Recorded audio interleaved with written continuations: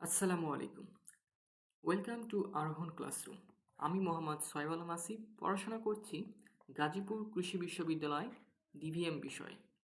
তো তোমরা যারা কৃষিগুচ্ছ ভর্তি পরীক্ষায় অংশগ্রহণ করতে যাচ্ছ, তোমরা জানো যে তোমাদের কৃষিগুচ্ছে র্যাঙ্কিং হিসাব করা হয় 150 মার্কের উপর, যেখানে টেস্ট স্কোরের মার্ক হচ্ছে 100 এবং এটির মানবন্টন তোমরা সার্কুলার অনুযায়ী দেখে ফেলেছো। আর বাকি 50 মার্ক হচ্ছে তোমার এসএসসি এবং এইচএসসিতে জিপিএ মার্ক। তো তোমাদের মধ্যে অনেকেই জানো না তোমাদের জিপিএ মার্ক কত, তো তাদের জন্য এই ভিডিওটি। তো চলো শুরু করা যাক। কৃষিগুচ্ছে এসএসসিতে প্রাপ্ত মার্কে 25-এ রূপান্তর করতে হয় এবং এইচএসসিতে প্রাপ্ত মার্কে 25-এ রূপান্তর করতে হয়। তো চলো দেখে নিই তোমার এসএসসিতে জিপিএ মার্ক কত এবং এইচএসসিতে জিপিএ মার্ক কত। তো সেক্ষেত্রে ওকে, তো এসএসসিতে পরীক্ষা হয় 1300-এর মধ্যে, যেখানে শারীরিক শিক্ষা এবং কর্মজীবনমুখীর জন্য 150 মার্ক বাদ দিতে হবে এবং তোমার যে ফোর্থ সাবজেক্ট ছিল সেটাও বাদ দিতে হবে। তার মানে তোমাকে হিসাব করতে হবে 1050-এর উপর। তো এখানে তুমি তোমার নিজের প্রাপ্ত মার্ক বিবেচনা করবে।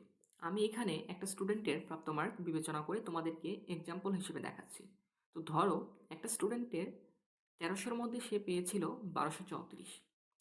ওকে, তো সেখান থেকে আমি তার ফোর্থ সাবজেক্টের মার্ক বাদ দিব। ধরে নেই তার ফোর্থ সাবজেক্টের মার্ক ছিল 90। এখানে তুমি কিন্তু তোমার ফোর্থ সাবজেক্টের মার্ক বিয়োগ দিবে। ওকে, তো এখান থেকে আবার 150 মার্ক বাদ দিব শারীরিক শিক্ষা এবং কর্মজীবনমুখী শিক্ষার যে মার্ক ছিল সেটা। ওকে, এখন এটাকে ভাগ করব 1050 দিয়ে। তার মানে কি দাঁড়ালো, এখানে তুমি 1 নম্বরের মধ্যে পেয়েছ 0.9466। এটাকে আমরা 25-এ রূপান্তর করব, যেহেতু এসএসসির প্রাপ্ত মার্কে 25-এ রূপান্তর করতে হবে। ওকে, অর্থাৎ তোমার এসএসসিতে জিপিএ মার্ক 23.666। এটা হচ্ছে যার মার্ক নিলাম তার এসএসসিতে প্রাপ্ত জিপিএ মার্ক। তুমি তোমারটা হিসাব করবে। ওকে, এবার চলো এইচএসসিতে প্রাপ্ত জিপিএ মার্ক হিসাব করি।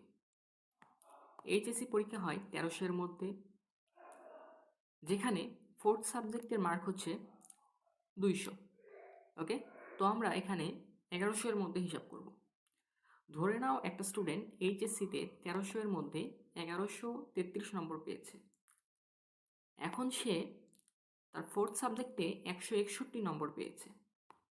ওকে, 1100 দিয়ে ভাগ দিব, অর্থাৎ সে 1-এর মধ্যে 0.8836 নম্বর পেয়েছে।